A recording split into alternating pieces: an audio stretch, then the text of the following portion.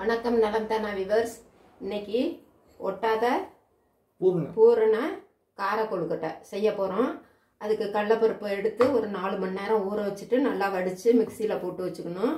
அதுக்கு நம்ம காரத்துக்கு தகுந்தாப்புல பச்சை மிளகாய், ஜீரகம், இஞ்சி, ஒரு 2 கொத்து கருவேப்பிலை, உப்பு கொஞ்சம், இதெல்லாம் போட்டு கொத்தமல்லி இதுலேயே போட்டு அரைச்சிடலாமா?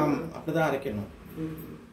கொத்தமல்லி கொஞ்சம், இதெல்லாம் கொஞ்சம் நிறையா அப்படி எல்லாத்தையும் போட்டுடும். இதெல்லாம் போட்டு கொஞ்சம் நல்லா அரைச்சிக்கிட்டு வந்து, ரொம்ப மை மாதிரி அரைக்கக்கூடாது, கொஞ்சம் அரைச்சிக்கிட்டு வந்துடுறேன்.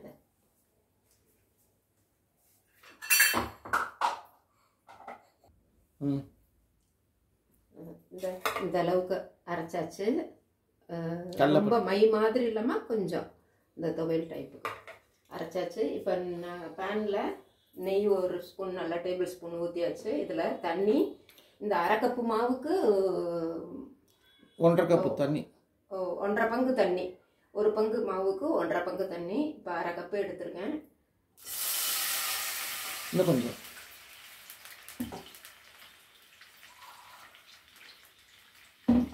உப்பு, கொஞ்சம் சட்னி சைடில் சுட வச்சுக்கிட்டா கூட அரிசியை பொறுத்து தண்ணி இழுக்கும். அதனால் இதில் கொஞ்சமாக மேல் மாவுக்கு மட்டும் உப்பு போட்டுக்கணும். ஏன்னா பூரணத்தில் தனியாக போட்டிருக்கோம். இப்போ இது கொதிச்சிருச்சு. இப்போ மாவை அதில் போட்டு கிளறிடுறேன்.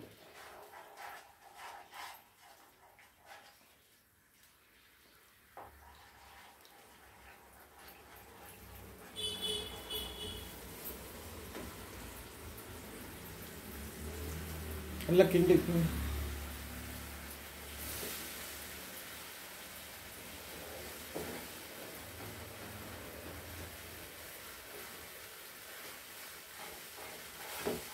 நல்லா கிண்டிக்கிட்டே இருக்கணும்.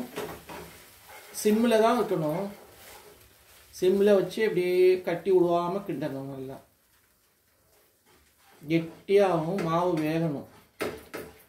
அப்போ தான் நல்லா பதம் சூப்பராக வரும். கொழுக்கட்டை மாவு நம்ம கொழுக்கட்டை மாவும் வச்சுக்கலாம், இடியாப்ப மாவும் வச்சு யூஸ் பண்ணிக்கலாம், இல்லை வீட்டில் தயார் பண்ணுற அரிசி மாவாக இருந்தாலும் பரவாயில்ல.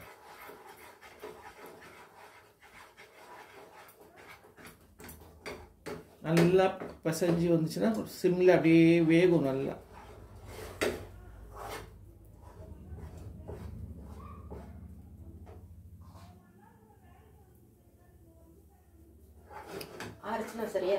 இன்னும் கொஞ்சம் போதுமா?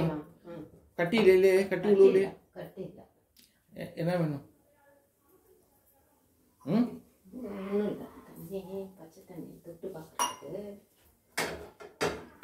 நல்லா வேகட்டும்.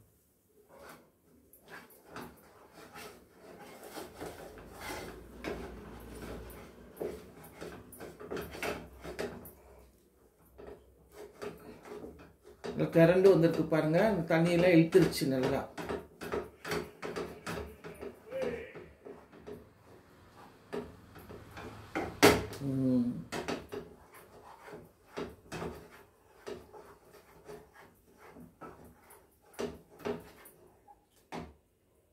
வந்துருச்சா? அப்போ தனியாக கீழே இறக்கி வச்சிடலாம். ஒரு தட்டில் அதை எடுத்து வச்சிடணும். ஏன் ஆஃப் பண்ணுங்க? இது தண்ணியை கொதிக்க வைக்கணுங்களா?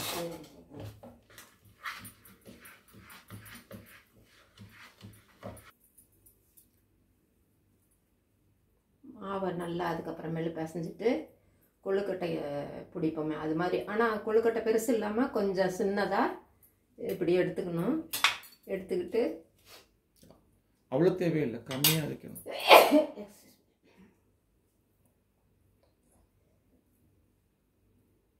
இது உள்ள வச்சு இப்படி வாய் ஃபுல்லாக மூடாமல் இப்படி மட்டும் மேலே ஓரத்தில் மட்டும், மேலே உண்டி தான் முடியும்.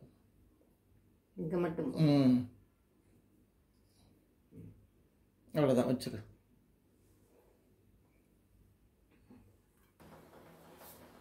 மூடிடு. தண்ணி கொதிச்சிருச்சு. இப்போ உள்ள கொழுக்கட்டை செஞ்சு வச்சாச்சு. இப்போ இதை மூடி 10 நிமிஷம் 10 நிமிஷம் 10 நிமிஷம் வெந்ததுக்கப்புறம் எடுத்து காமிக்கிறோம். அப்புறம் தோசைக்கல்லில் நெய் ஊற்றி அதை போடணும். தோசைக்கல் ரெடி பண்ணி வச்சுக்கோ.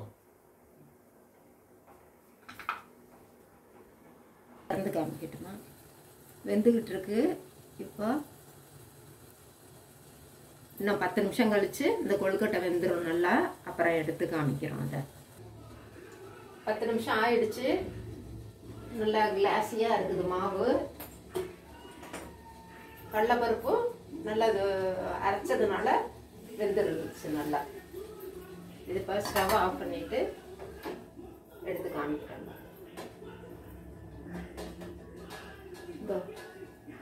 அந்த ஒரு மாவு வந்து அந்த டிரான்ஸ்பரண்ட் கலரில் தெரியும் பார்க்க.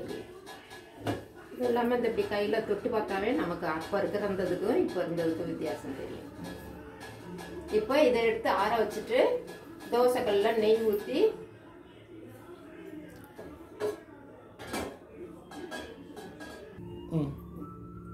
இப்போ திறந்த கார கொழுக்கட்டை ரெடி ஆயிடுச்சு.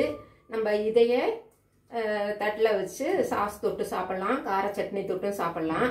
வேணும்னா தோசைக்கல்லில் நெய் ஊற்றி இந்த கொழுக்கட்டையை அதில் போட்டு மேலே மிளகாத்தூளை லேசாக தூவிட்டு ஒரு நிமிஷம் விட்டுட்டு அப்புறம் திரும்பவும் திருப்பி போட்டு கொஞ்சம் ட்ரை ஆனதுக்கப்புறம் எடுத்து வச்சு அதையும் அப்படியே சாப்பிட்டுக்கலாம். அதுவும் நல்லா இருக்கும். திறந்த கார கொழுக்கட்டை ரெடி ஆயிடுச்சு. நீங்களும் செஞ்சு பார்த்துட்டு ஃபீட்பேக் சொல்லுங்கள். நலம் தானா சேனலுக்கு சப்ஸ்கிரைப் பண்ணுங்கள், பெல் பட்டனை ப்ரெஸ் பண்ணுங்கள். வேற ஒரு வீடியோவில் பார்க்கலாம். தேங்க்யூ.